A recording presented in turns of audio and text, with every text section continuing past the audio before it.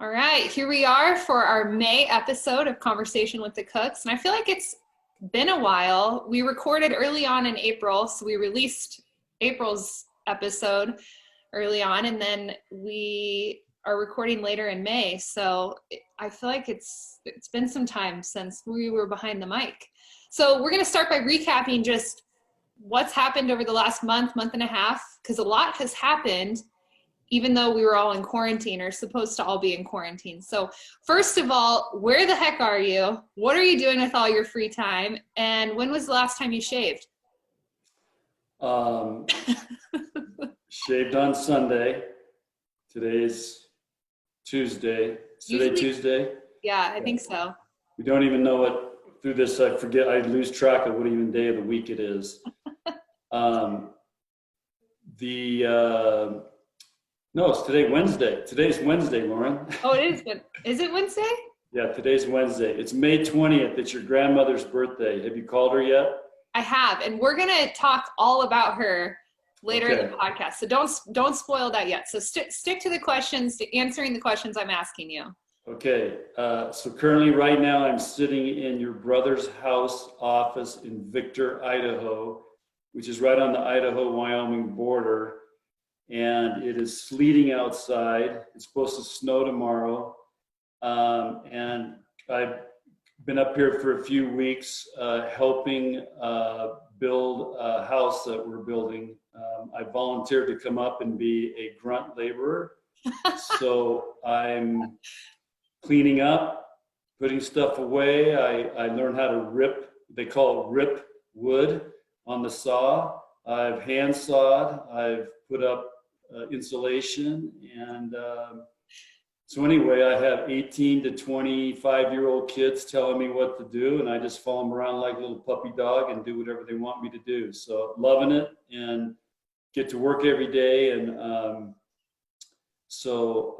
get something done. And then your brother and I have been actually also cutting down some dead trees and cleaning out some aspen groves. So been some hard work there, and yesterday we decided to go on a big bike ride.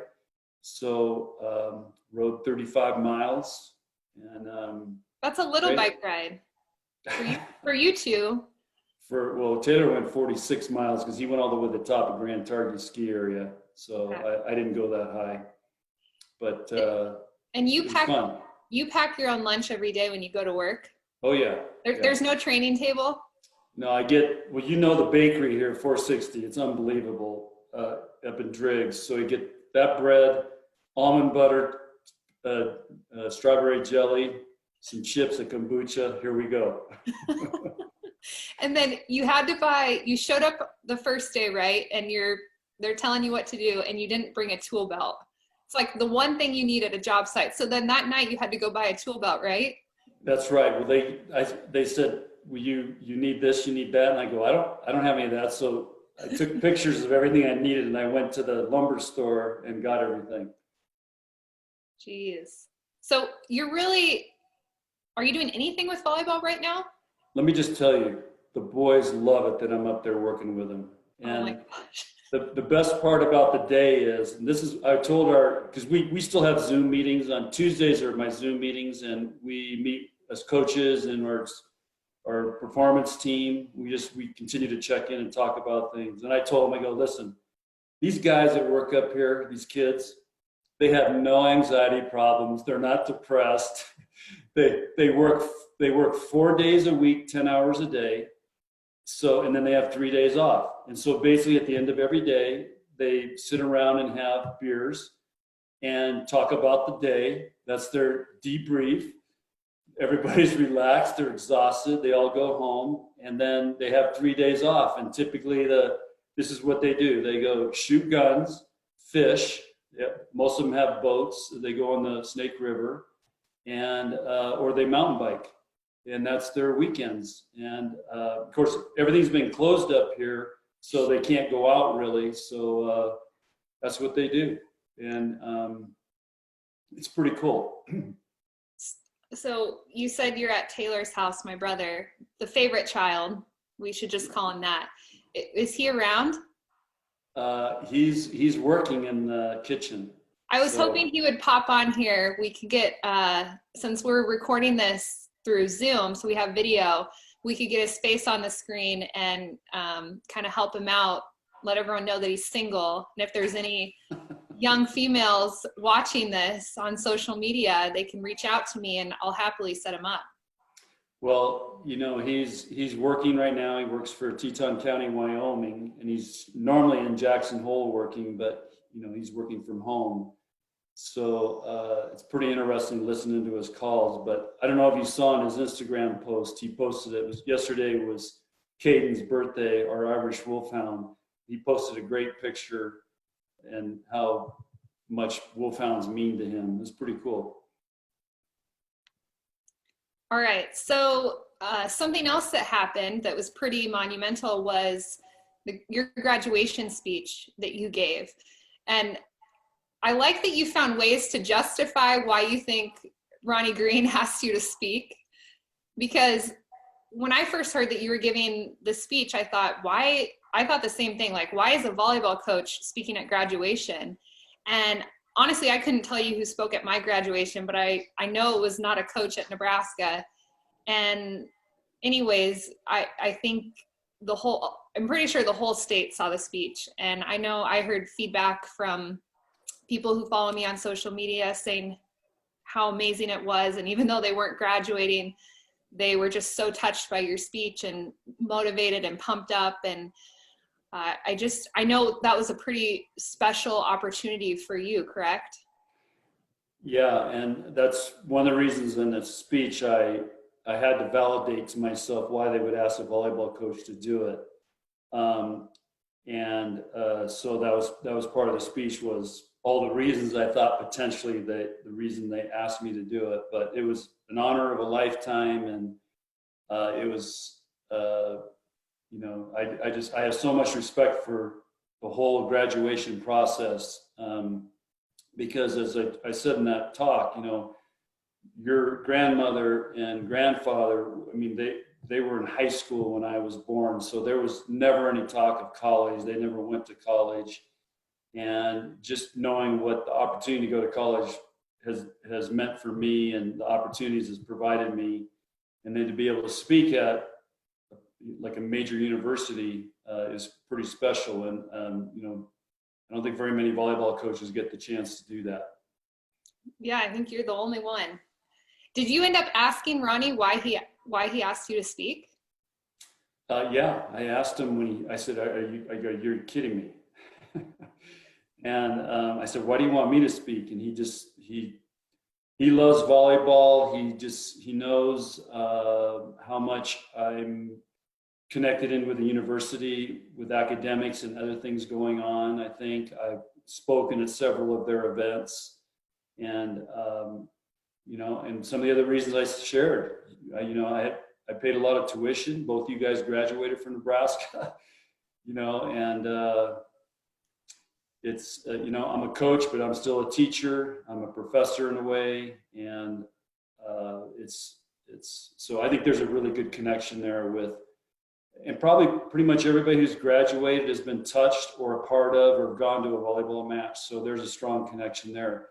And Lauren, actually thinking about it, I think it was great because, and I think they should think in the future about, instead of having these people come in from wherever, or nobody even knows who they are, do it with people that are connected with these students every day. And like I said, I can't remember who spoke at your graduation or Taylor's. And and I've gotten so much feedback of people that they're going to remember this, and they said the same thing. They couldn't remember their graduations, but these are parents and faculty and things that they loved it. And I was just I'm afraid to ask Ronnie Green this, but I was hoping to get a doctorate degree out of this, so I could be like Dr. Tom Osborne. They could call me Dr. John Cook. So I think you have to go to school for that. Well, no. Sometimes when you speak, they give you an honourary doctorate degree. So I was kind of hoping maybe it's because we weren't in person that got left out. But so I may bring that up with Ronnie. when you speak, don't you get an honorary doctorate? I think Ronnie and his wife listen to the podcast, so hopefully he'll hear this episode and he'll maybe think about giving you a doctorate. Here's what's funny is, I don't know if you saw this, but Ben Sass also gave a graduation speech. I don't remember who it was for. I think it was a college or high school. Fremont High School. Fremont High School. And some people were saying, well, you have, and nothing against Ben Sass. I mean, I don't know him and I don't really follow politics, but maybe I should. But people were comparing and saying, you have the Ben Sass graduation speech and then you have the John Cook graduation speech, and just saying how much better yours was. Who was saying that? I think some people on Twitter, you know, Twitter, everyone's comparing and saying who does things better. And so that's quite the compliment. Yeah, I saw some of that and listened to his speech, and I thought it was a little awkward. I'm worried if maybe he needs a psychologist. He kind of ripped him, but maybe you should start meeting with him through Zoom and help him with his speeches. I would be happy to. I think Washington being there does crazy things to people, and anyway, but it was an honor and a privilege, and it was you can ask your mom, but a couple days after Ronnie asked me to do that, I woke up like at 4 a.m. and wrote down a bunch of notes. My speech was in my head and it came to me, and I just wrote down a bunch of notes and took it from there. It was a blast. I watched it about 10 times. I couldn't stop. And I've heard you speak, and I've heard a lot of the stories that you told, and like the 3 bones and stories about Danny Mancuso in the national championship and Jennifer Salimua, but still watching it, I just got chills and I was fired up. It almost made me want to go back to grad school. You should. Yeah, no thanks.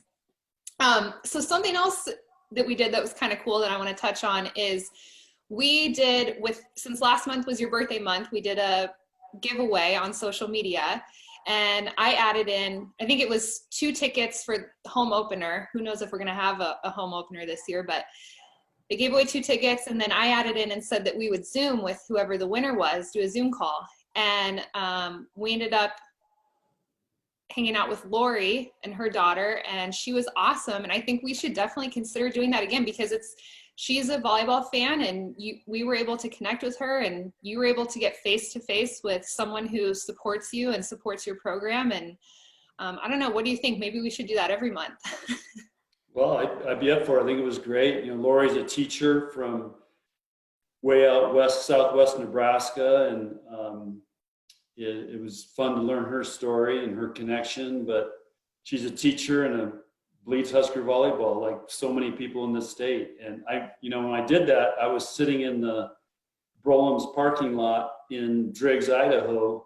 So I had Wi-Fi to do it. It was a little shaky, but it was pretty cool. I came down from the mountain to go in the parking lot to do the Zoom podcast with you guys, and sitting in the parking lot and grab lunch. So it's pretty cool. Not a Zoom podcast, just a Zoom call. Or Zoom call, yeah. Yeah. So I told the boys, listen, I got to go down and do this Zoom thing with Lauren and this deal for a deal. They go, okay. Were they like, what's Zoom? Since they're outside all day? They know what Zoom is. Okay. Well, when you work outside all day, I mean, and you're not in an office and on Zoom calls, sometimes people don't know what it is. Yeah. A couple of the guys that I work with, the young guys, are in college taking online classes. Okay. So this is they work up here and do that. And another young guy just graduated from college. So these guys are dialed in. Construction's pretty cool because you get to see, and this is the thing I miss if you're going to ask me about this COVID, quarantine thing and everything. The hardest thing is not being able to build each day and create and work on building a team. And so this is one way for me not to go crazy, is you get to see every day what you get done. I mean, you get something done every day and you get to see it. So it's pretty cool. It's a really gratifying feeling. Yeah, that's powerful. I love that. Okay, so I do have to ask you really quick, just all that's going on with COVID, a quick volleyball update. So first of all, where's your team? What are they doing? Last I saw, I think they were all hanging out at a house in Florida together. Well, that was a big majority of them were, yeah. Okay. So sending me pictures of Tom Brady's house. oh, okay. Did they meet Tom Brady? No, they took a boat and went around and went by Tom Brady's house, who used to be owned by, is a New York Yankee baseball player. I can't remember his name. Derek Jeter. So Tom Brady bought Derek Jeter's house in Tampa. And so, but most of them went down to Florida because there's a relative of one of our players has a house down there on some island wherever all this is. And so they loaded up in the cars, and a couple of them flew, and they went down there, and I think they're just getting back. They've been down there for about 10 days. So it's a great little break after finals for them to go and do something. Normally in the month of May, we let them go. They have a program they do about 3 times a week. It's kind of their break time. So a couple are in Lincoln, a bunch of them went down there. A couple of them went home. So, and then we're hoping that everybody gets back first week in June, and we're actually I'm waiting to hear any minute right now if the NCAA allows us to use our facilities starting in June. That's the big key, but they're all coming back for summer school and to work out. If they don't allow you to start using facilities in June, they'll just push it back a month and hoping July, or push it back a couple months, or you have no idea? We have no idea, Lauren. Everything's changing. Literally, it changes day to day. And the Nebraska people will love this, but we had everything set up. Everybody tested, and everybody was ready to go here starting Monday. And they were all going to be back for that. But and we were going to be able to use our facilities. And then the NCAA last week all of a sudden said, sorry, you can't use your facilities. For everybody. I call it the anti-Nebraska rule. So we were one of the ones that, and we've been very proactive, and a lot of schools are studying what we're doing because we're on the cutting edge of trying to keep the athletes safe, get them back here, keep everybody else back here safe. We're working with a medical center up in Omaha with the testing and everything, and they're doing some studies. So it's a pretty cool deal, everything that's going on in this. But I think we're ahead of 99% of the rest of the country. Well, fingers crossed it'll be June 1st. Last question surrounding COVID is, what do you think about having a season this fall? The latest that I heard is potentially no preseason and just starting when the Big Ten season normally starts, which is end of September, early October, and just playing your conference season. And then I didn't really hear anything about postseason, but I'm assuming that would be up in the air. So have you heard anything? Do you have any predictions? And then if you guys do play some sort of a season, would fans even be allowed to the games, or is it just going to be broadcasted through TV and radio? So if I had to, based on all the meetings we've had and everything, right now, it's probably leaning toward a Big Ten only schedule. No non-conference, and maybe we'll be able to allow to play Creighton, UNO that are close here, but they don't want anybody traveling, and they don't want what's called cross-pollination, which is meaning if we go to California, to Texas, to Florida, we're going to different schools with different protocols and everything. Where in the Big Ten, everybody's going to be on the same page. So, and then also the cost containment part of it. Now that doesn't apply to us because if we can have fans, we make money having matches at home. So that'll hurt us not being able to have those non-conference matches. But that's kind of, I think, where things are headed. And in regards to fans, I know they are working. Matt Davison runs our events, is working on a plan. And I think there's in stages to bring fans back slowly and build it. So they're working on that plan. I don't know all the details of it, but I know the goal is to Nebraska wants fans and we want sports and get it back to normal as much as we can, but keep everybody safe. So I think there's stages that they're going to do that in. So that's our hope and what we're working for. And then I know the NCAA wants to have the championship. That is a priority. And there's a chance if we do, we could start the season late, or we could start it on time and have the championship around Thanksgiving to try to avoid flu season and the COVID virus together. So those are some of the options that are being thrown around that probably make the most sense right now. But again, it literally changes.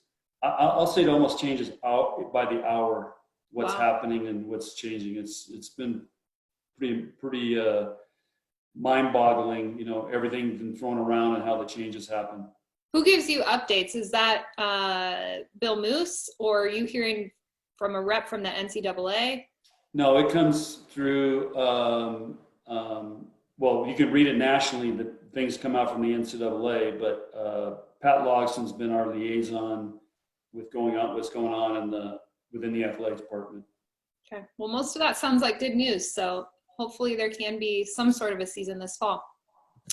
All right, so now we can talk about Grandma Cook, whose birthday is today. That's your mother.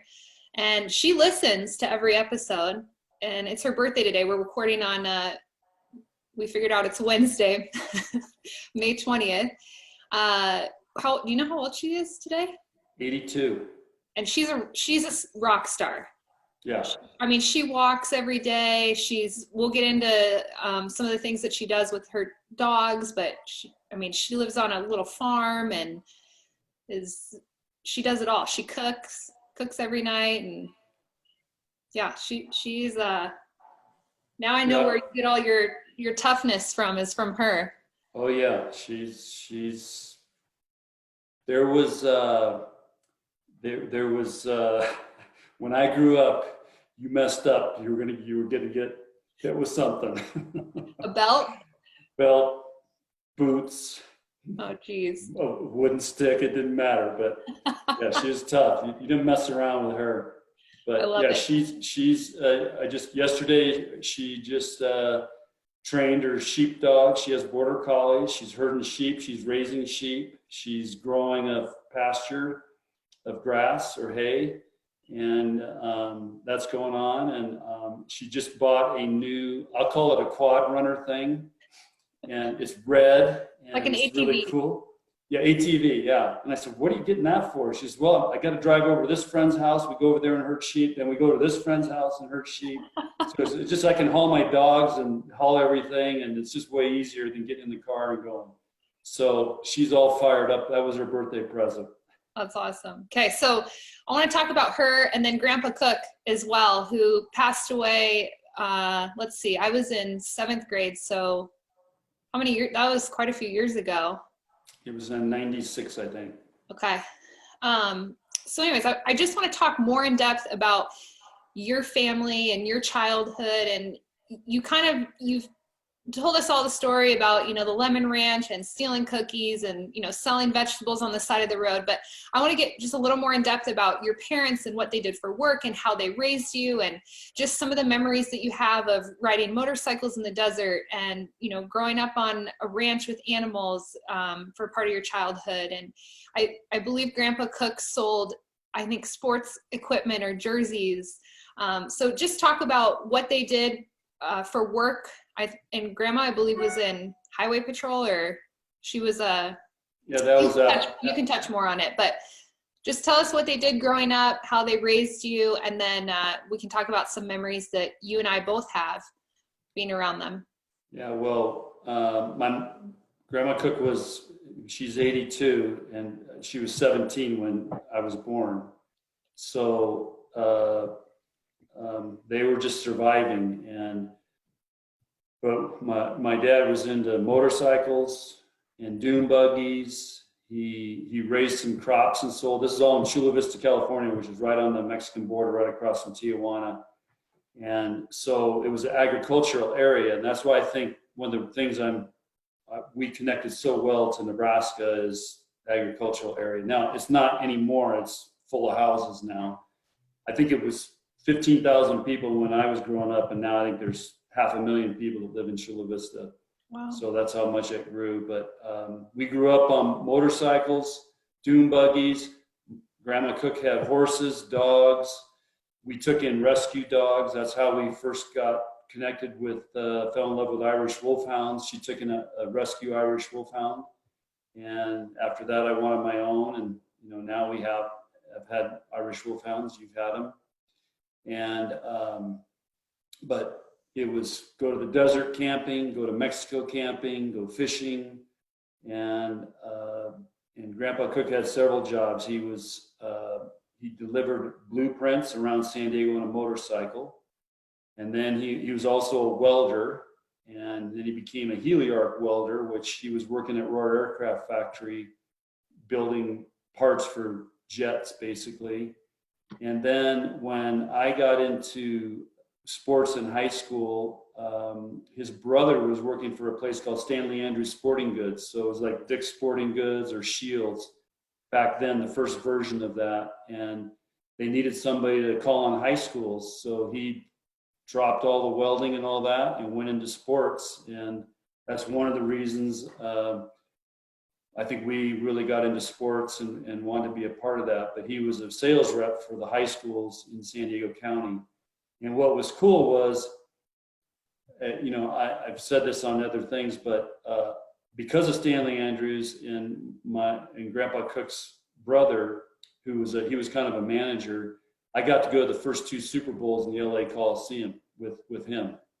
And so that was pretty cool. I got to meet Bill Walsh. I was actually working in the warehouse at Stanley Andrews in high school. And Bill Walsh, the legendary football coach, came in. He was trying to find a gift for his wife's birthday. And so I start talking to, here I am, 16-year-old kid, but I know who he is. And the Charger coaches would come in there. And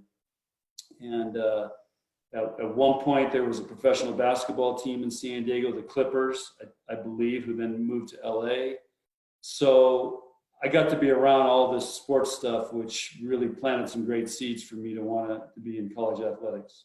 When did you guys move from Chula Vista to Julian, California? So when all of us graduated from high school, my parents, basically Chula Vista was exploding. They built in a big freeway right by our house, and that's when my dad said, "I'm out of here." And they moved up to the mountains in Julian. When we were all finished with high school. Okay. So okay. That's when they decided to get out of Chula Vista. The 2 memories I have of Grandpa Cook is, one, he would always chew spearmint gum. Oh, I don't Do you remember that? No. It was that yellow, I forget the brand of it, but it's like almost like a lime green, bright neon yellow gum, and it's spearmint gum. Yeah. I don't know if you can still buy it, but he would always have it.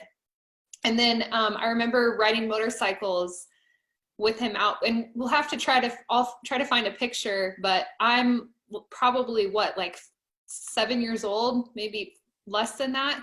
And I'm out on a little dirt bike motorcycle was it in the sand dunes where we would go? Yeah, we were down in the Superstition Desert on the other side by Borrego Springs, on the other side of the mountains from San Diego. And that's where actually part of Top Gun was filmed there. And that's where the Blue Angels train. So that's why you love Top Gun and the Blue Angels. Oh yeah, I've had those jet strafe us as we're riding through the Badlands. Yeah, I remember you or Grandpa Cook would have to run with me, so I would stay stable on the bike, and then sometimes Grandpa Cook would put me on the big bike with him, and he would take us all around, Taylor and I. And I just remember how fun that was, and we'd all be out there. And yeah, I can remember when I was about 2 or 3 years old, he put me on the gas tank and tell me to hang on and crank up a Triumph motorcycle and scare the heck out of me. Okay, so now Grandma, she is, first of all, an amazing cook, and she also is a dog lover, which I blame her for my obsession with dogs, as my puppy lays right next to me. She was doing agility, which is where you weave in through the poles and going up and down. I don't know, what would you call those? Like structures and going through a tunnel. Jumps, tunnels, ladders. So she was doing agility competitions, and she would go to big competitions and compete with Australian Shepherds. And then she got border collies, and now she's into sheep herding. So talk more about that, because it's all with, you don't physically talk to your dog. It's all with a whistle, right? Yep. It's all with a whistle. And this is where probably the coaching in our blood is from her. And she has 5 border collies. So that just tells you how much she loves dogs. She has 5. And it's a blast to go to her house because, you know, one border collie wants you to throw the ball, and then if you ignore him, then the next border collie comes up. They just take their turns. You know, they're high energy dogs.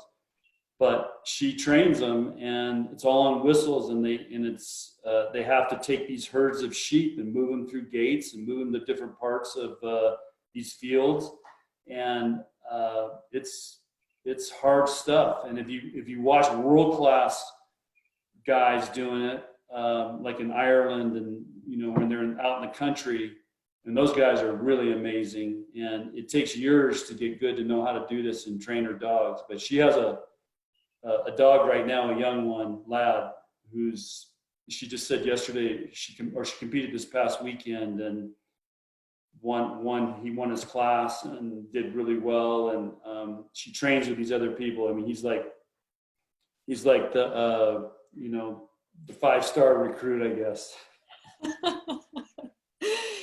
And she also has her own sheep, right? Yes. How many does she have now? Because they just had a bunch of babies. Well, that's the beautiful thing about raising sheep is they have twins. So if you have 5 mama sheeps, you're going to end up with 10 babies.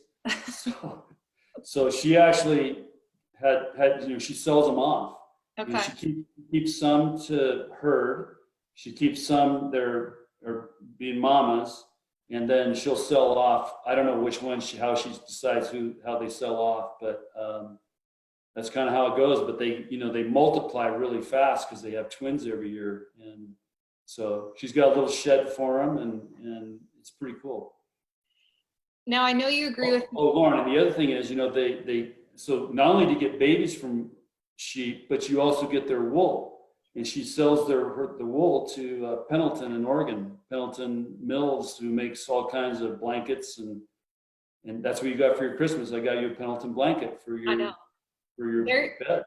That is the best Christmas present you've ever given me. It's a huge king size blanket, and the designs are meaningful, and they have a story behind them, and it's all handmade. And I sleep with that. We sleep with it on our bed every single night. Yeah, they are really cool. Promoting Pendleton blankets. Yeah. So I know you agree with me when I say Grandma's a really good cook. What are some of your favorite meals, or your favorite meal that she makes? Well, I have to be careful on that because the other night Wendy made meatloaf, and I said, I actually called Grandma Cook and I said, Mom, what's your recipe for meatloaf? Because when he made some, it just doesn't taste the same. Boy. So not only did Wendy got mad at me, but Grandma Cook got mad at me because she goes, you never question your wife on stuff like that. So she makes everything great, but I'm not going to get into comparisons. Okay, well, just tell us some things. Meatloaf's one of them. Doesn't she make like a turkey tetrazzini? The turkey tetrazzini she makes really good. She makes great cookies, cinnamon rolls, chili. She's just really good cook. And you know, when I was a kid, we used to have liver and onions once a week. Oh. And that was like my dad loved that. That was like the best meal, and we would have to hold our nose to eat it. Tell me one other really good childhood story or childhood memory that you have growing up with them.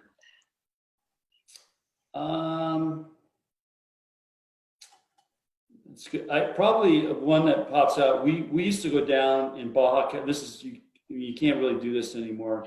We used to go down to Baja, California, and camp on the beach and fish and live off fish and eat the fish. That was what we ate and lived off of. But we would take 22 shells, bullets basically, and trade them for the fishermen that lived on the beaches down there, and trade them for lobster and crab. So it was awesome. And talk about seafood. And so because those guys needed, I don't think they could get ammunition in Mexico. You're probably selling to the Mexican drug cartel. There was none of that back then. Anyway, just camping down there, and you're at the beach all day, fish, swimming, riding motorcycles, shooting off fireworks, and having these incredible fresh seafood. It was camping. It was just, I don't even know if you can do that anymore. If you can replicate that. Okay, so we're about to wrap up with your favorite lesson and confession. So hopefully you've thought of something for this episode, but really quick, we're coming up on a year mark of doing this podcast, which is incredible. And I said for year 2, we would start bringing more guests on each episode. Or we would bring a guest on for each episode. Tell me some guests that you would like to have on this podcast to talk to you and I. Guests on the podcast? I mean, volleyball guests, or? It can be volleyball. It could be the president. It could be someone you met, someone you are building the house with. I mean, it could be anyone. Oh, I'd love to get with the grain. Kurt would be funny. Kurt would be great. Kurt owns With the Grain, and he is a firecracker. He should do stand-up comedy. Yeah, he would be great. Just to get, and so just to give you the backstory on that, of course, this house started back this process has been going over a year. But I invited Kurt to bring his family out. He's got 2 young kids in junior high school and elementary school, to come out to a Nebraska volleyball game and a Nebraska football game. And his son Sawyer is, I believe, an 8th grader. Yep. And so I wanted to get him the full tour before the football game and go to the recruiting breakfast and everything. So we pretended he was a recruit. Well, he's about 90 pounds and, like not even 5 feet. He's over 5 feet. Okay. But anyway, so they're at this recruiting breakfast, and the other parents and stuff are going to Kurt like, oh, what position does your son play? Well, he's a really good soccer player. He's been like in some USA stuff. And he says, oh, he's a kicker. So future kicker for the Huskers. He's in with all these huge guys and recruits. So, but they had a great time, and then got to, experience Nebraska volleyball. So Kurt would be one. This is a tough question, Lauren. I would love to get somebody like a Jason Metcalf, who owns Scooters, or maybe the people that own the mill, or just, somebody, a business person that is very connected indirectly with our student athletes. They go hang out in those places and frequent those places. Somebody like that. Yeah, it's a good question. I have to think about that a little bit. We'll open it up to social media. So if you listen to this episode and have an opinion on a guest that we should have on, let us know. Yeah, I'll throw out a couple of others, business people, very successful business people that I know are huge volleyball fans. Todd Duncan, who owns Duncan Aviation. He would be good. I mean, he would be awesome. Mark LeBaron, who Lincoln Industries. And I've been on some boards with these guys, and just seeing how they operate and how they think about things. So some leaders like that. Ton Ostergaard, who does Crete Carriers. Somebody like him would be really cool. I mean, those guys they're business people, they're sports fans, and they love volleyball. And they're very successful. But who would be better than Todd Duncan is Connie Duncan. Connie would. Between you and her, I'd never get a word in. It would be just your guys' podcast. That's a good idea. We should have her on. All right, time for your favorite cook lesson, cook confession. So I'll go first. Cook lesson: you never really lose until you stop trying. And looking back on my career, there have been matches where the team I was on lost due to the score, but I know that I gave it my all and my teammates gave it their all. So technically, in my mind, that's not a loss. But there's also been matches where we win and I feel like we didn't try or work very hard to win. And I feel like those, even though we won, the scoreboard reflects a win, I feel like it was almost a loss.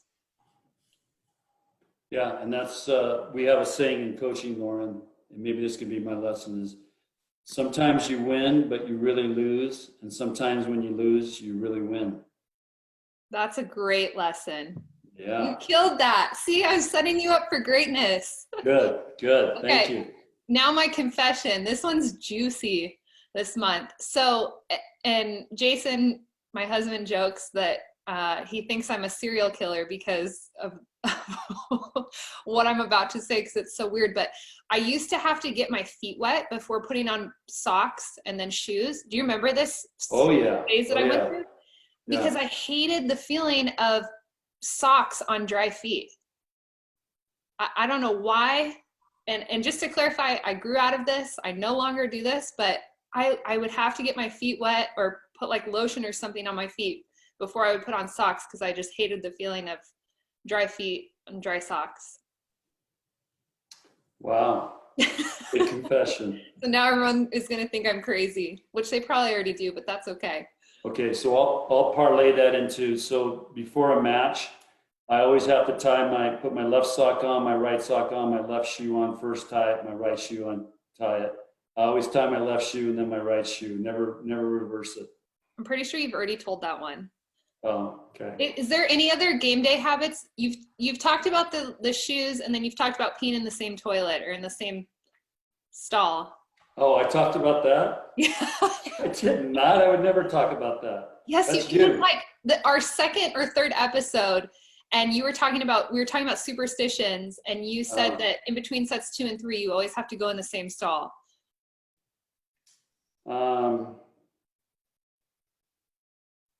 Game day routines. Is there anything else weird that you do? You have to have Aquafina, and you have to have a certain number of Aquafina bottles. 3. So I got 1 for the mat for the first 2 games, 1 for after the first 2 games, and then 1 for post match. And you'll only do Aquafina. Like, we have been on road trips before, and we run out of Aquafina, and poor Lindsay, your director of ops, has to run to a store to try to find Aquafina water. That is true. And sometimes she has to go to like 4 different stores because for some reason, the grocery store doesn't carry Aquafina. And so she's running all over town just so you can have your Aquafina water. That's right. Sometimes she tries to substitute the cheap bottled water that's like a, best brand or something. And I'm like, I'm not drinking this stuff. So that's true. Why Aquafina? Habit. You don't prefer the taste or anything? Oh, I love the taste. Yeah, it's good. Okay. It's just good water, and it's just habit and tradition. So, Lauren, I know we're on podcast, but you know what this is? A drill bit. It's called an impact gun. You have to have one of these in construction. I love the sound of this thing.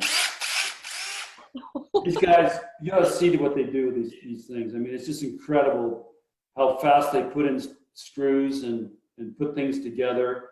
It just sounds really cool. You got about 5 guys doing this all over the house. So what do you use that for? A flashlight on it. What do you use it for? Screw things together, put screws in. So you do it inside the house and outside the house.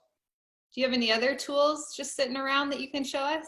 Well, they're all in the car. I just brought this one in because Taylor and I were doing something in his house. Okay. So still no Taylor? This is like a fundamental thing you got to have. This, and there's a couple other things: belt, measuring tape, a pencil, and it's like this little crowbar thing. You got to have one of those. Safety goggles? Just wear my glasses, sunglasses. I've been outside working. I've been on the outside of the house. Do you have to wear special clothing? No. Special shoes? No, I just wear my tennis shoes. And did they give you like a safety crash course? Like, here's how not to cut your fingers off? Yeah, when I got to the saw, Kurt came down and said, he gave me a lesson. I think that was like, this big nightmare is here's Coach Cook working on his house and he's going to cut his hand off on the table saw. So yeah, there was a big lesson on that one. Yeah, who would be hitting balls at practice if that happens? Yeah, I know. So I'm very, very protective. There's some scary stuff. And the other rule is I don't go on a ladder. Those guys go up on these ladders up there. They're nuts. So I said, Wendy called in and said, John's not allowed on a ladder. I'm just surprised Mom hasn't gotten a call saying like from Kurt or one of the other builders, like, hey, John's driving everyone nuts, asking us questions and talking our ears off when we can't get any work done. No, they love it. We work and talk. So it's. Can you get video footage of, like, can Taylor come up there and record you working, and then can you post it on social media to prove that you're actually doing the work? Maybe, we'll see. Okay. Taylor still hasn't popped by? No, you want me to call him? Well, I told him to stop by because I'm trying to, set him up through Zoom here since we're doing a video call. I'm trying to find his future wife, but yeah, he may have chickened out. Yeah. We'll get a family Zoom call maybe next month. Okay. All right. Well, that's it for the May episode of Conversations with the Cooks. So thank you for your time, and thank you all for listening, and go Big Red. Continue building houses up there in Wyoming. Be safe. Well, hopefully we're going to get the call. We can go back to work. So I'm waiting for that. But in the meantime, normally we take the month of May off as coaches. So, because there's no recruiting, and now the recruiting dead period now goes all the way into July. So we can't recruit. There's really nothing we can do. We can't do anything with our athletes. So school's shut down. So might as well be trying to get something constructive. But Lauren, I just want you to know, I got notes, I got notebooks. I'm doing a project on The Last Dance right now. We're having once a week, we have a coaching session. We do video and stuff. It's with Tyler and Kelly and Jalen. And so we're working on volleyball too. It never stops. And yeah, we're excited to unleash whenever we get the opportunity. It's like volleyball is your side hustle gig right now, coaching volleyball, and then building a house is your main gig. Yeah. I'm also reading a book, The Future of Leadership, by the same author that wrote Chop Wood, Carry Water. So I'm about halfway through that. So the wheels never stop turning. You're always giving such great recommendations between, what to pack for lunch, what's in a green smoothie, what books to read. Well, and you never know when you're making a difference, Lauren, because Lexi's son texted me yesterday a picture of this book. It's called Dream Big. And it's not out yet. It's coming out, and she got to preview the first chapter, so she's going to order it and told me about it. So there you go. I talk about these books. Now I got a player who's is going to read a book called Dream Big. Love it. Love it. All right. Well, we'll see you all next month. Any parting words? Nope. They just everybody's got to stay patient, hang in there, and work through this thing and make the best of it. And hopefully we're going to have a volleyball season, and that's what we're working toward each day. But right now we focus on winning the day, and that's the goal for our players. And probably unless they're in Florida, then it's they're probably winning the night too. We'll end on that. Thanks for listening.